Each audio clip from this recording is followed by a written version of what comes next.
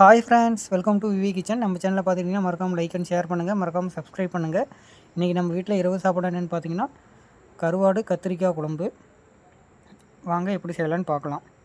அதுக்காக கருவாடு எடுத்துருக்கோம். கருவாடு கம்மியாக தான் இருக்குது, கொஞ்சம் தான் போட்டிருக்கோம்.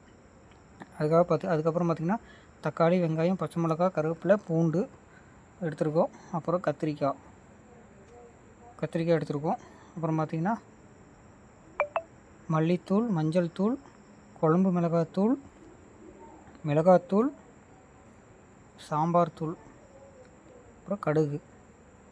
இவ்வளோதான். ஒரு அடுப்பில் சட்டி வச்சு எண்ணெய் நல்லா காஞ்சதுக்கப்புறம் கடுகு போட்டு கடுகு நல்லா தாளிஞ்சதுக்கப்புறம் வெங்காயம் நல்லா வதங்கினதுக்கப்புறம் அது கூட பச்சை மிளகா பாருங்கள். ஒரு லெமன் சைஸில் புளி ஊற வச்சுருக்குறோம் பாருங்கள். சைடில் நல்லா வதங்கினதுக்கப்புறம் அது கூட தக்காளி வெட்டி வச்சுருக்கிற தக்காளி ஆட் பண்ணிக்கணும். இந்த கருவாட்டு குழம்பு அரைச்சி ஊற்றி வைக்கலாம். நீங்கள் அரைச்சி ஊற்றி வைக்காமல் சும்மா சிம்பிளாக வைக்கிறோம் பாருங்கள். கத்திரிக்காய் போட்டு நல்லா வதக்கணும். கத்திரிக்காய் ஓரளவுக்கு வதங்கினதுக்கப்புறம் அது கூட நம்ம எடுத்து வச்சுருக்கிற கருவாடு பாருங்கள். கருவாடு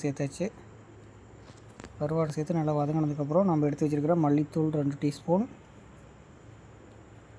மல்லித்தூள், அதுக்கப்புறம் குழம்பு மிளகாத்தூள் 2 டீஸ்பூன்,